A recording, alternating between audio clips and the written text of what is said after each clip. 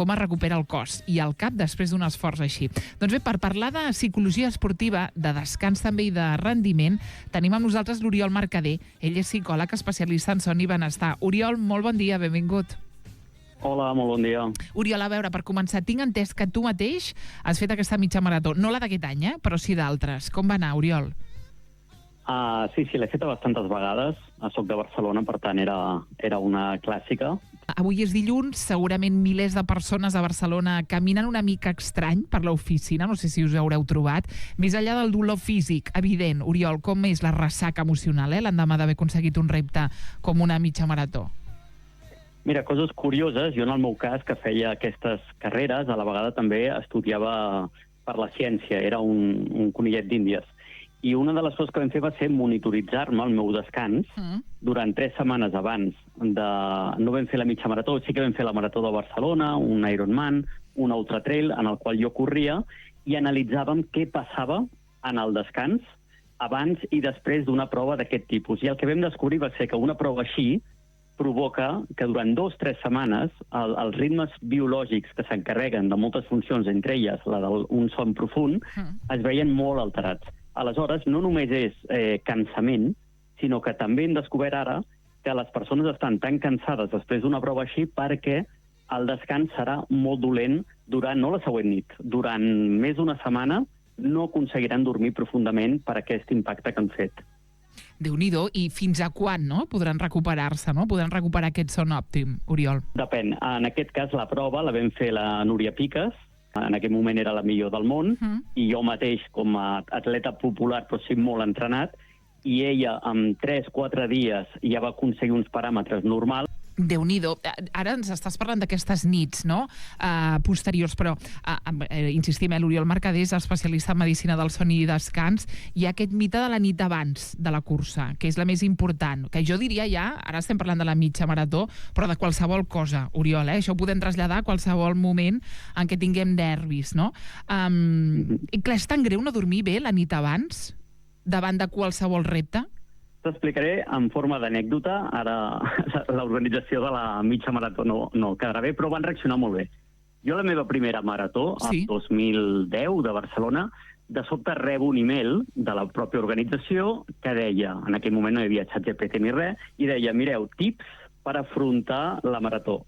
I el que vaig dir és cert, Una, no dormiu gaire durant la setmana prèvia, horrorós, això sí que és dolent, fer una deprivació del son, per així arribar carregats de son la nit abans i poder dormir. Primera barbaritat. Això em va arribar de la Marató de Barcelona, de la Zúrich. I segon consell, i si no poguéssiu dormir, ja sabeu que un parell o 3 de cerveses sempre faciliten el son. La següent, alarma. Jo em vaig posar en contacte amb l'organització i vaig dir, escolteu, què esteu fent? Com escriviu això? I ho envieu. Per pal·liar-ho, em van dir, mira, si vols, el dia de la Fira del Corredor, que és quan la gent atabalada va buscar el dorsal, et deixarem un espai perquè pugui ser una conferència sobre l'importància del descans i de la nit abans amb el son. Va vindre un corredor, per tant, la desinformació va arribar a 35.000 persones, o més, i, en canvi, la formació científica, com sempre, va calar a un interessat que va entrar al lloc on jo feia la conferència perquè vegis això. I respecte a la pregunta, doncs tot el contrari. La nit abans hem de donar per fet que per nervis, per tot, ningú dormirà bé. Per tant, hem de baixar les expectatives i prendre-s'ho amb calma, sopar aviat, fer les coses bé, no estar mirant el mòbil gaire, fer la higiene del son. Però igualment sabem que per una carrera, en un esport com és una marató, on no hi ha potència, on no hi ha tampoc presa de decisions, l'afectació és molt minsa, és zero. Val? Amb altres tipus d'esports sí que podria afectar més, però un esport així pel matí, la mateixa adrenalina i tot, no afecta gaire. No afecta gaire la nit abans, però si seguim els consells de la mitja marató de dormir poquet de divendres, evidentment això sí que farà que tinguem problemes d'activació, fins i tot a nivell muscular d'una possible lesió. Clar, és molt interessant, Oriol, el que estàs explicant. Quins serien, per exemple, ara és que en aquests 2 tips ja trobem un dels principals mites malentesos, no?, pel que fa al son. Deies, lo de la cervesa, què és això, no?, de beure cervesa per poder agafar el son? Ho he entès bé, Oriol? Sí, no, a veure, tampoc és una barbaritat, perquè Explica'ns-ho. I l'alcohol és un depressor i com a tal facilita dormir. D'acord. Però, evidentment, la qualitat del son és dolentíssima. Clar. Per tant, és de dir, no, potser aquesta persona que va escriure això tenia l'experiència que quan bevia una mica li entrava ganes de dormir. I això és correcte. Però, clar, després la respiració que tindrem i la fragmentació del son farà que no aconseguim arribar a un son profund de recuperació del teixit muscular. Per tant, aquests mites del son, els que ens dediquem a això, és el nostre principal enemic. I avui en dia que tenim Instagram i Twitter i tot això sense un filtre, com pot ser una ràdio que vagi a buscar un especialista, doncs veiem que això contamina i tothom opina i es diuen barbaritats que fan que la gent acabi fent estratègies completament absurdes. I totalment malenteses, està claríssim. Va, Oriol, tornant al tema del son, és a dir, continuem amb aquest tema, perquè que tu domines perfectament. Acaba la cursa, estem esgotadíssims, però a molta gent li passa això de que és això, que no podem dormir de tan cansats que ens trobem, saps? Què passa al nostre cervell? Com podem baixar les revolucions? Com podem agafar el son?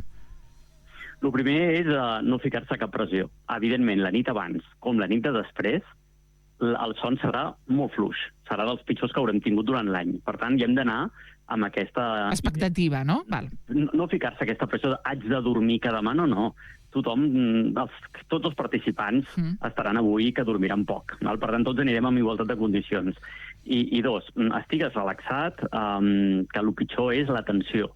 Per tant, una persona que està relaxada al llit o fora del llit esperant que li vingui el son, d'alguna forma ja recupera pel dia següent.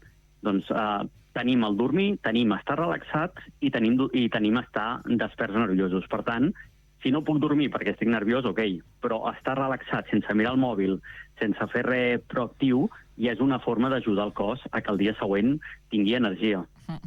Parlem una mica de la gestió de l'esforç. Ens queden molt pocs minuts, però quan un corredor arriba al quilòmetre 15 o 16 a les cames, saps això que li diuen? És que no puc més. El muro. Sí. Quin diàleg intern recomanes per no abandonar? O com es gestiona aquest patiment, no?, quan el cos et demana parar?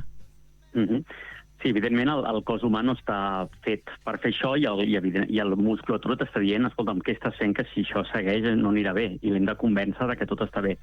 És molt important treballar aquí la concentració, però l'ideal seria no improvisar, sinó tenir un pla de dir, bueno, quan arribi aquest moment al quilòmetre 15, al quilòmetre 20, doncs treballo amb petits objectius. Per exemple, de dir, bueno, doncs em concentro aquest quilòmetre a treballar la tècnica de zancada, d'aixecar les cames de tal forma. Al següent quilòmetre intento mantenir les pulsacions d'aquest nivell. Al següent quilòmetre, mira, per aquí passaré per la Sagrada Família, em concentro a mirar que no acabi la carrera dient, ostres, no he mirat res de la ciutat, no he mirat el públic. Val?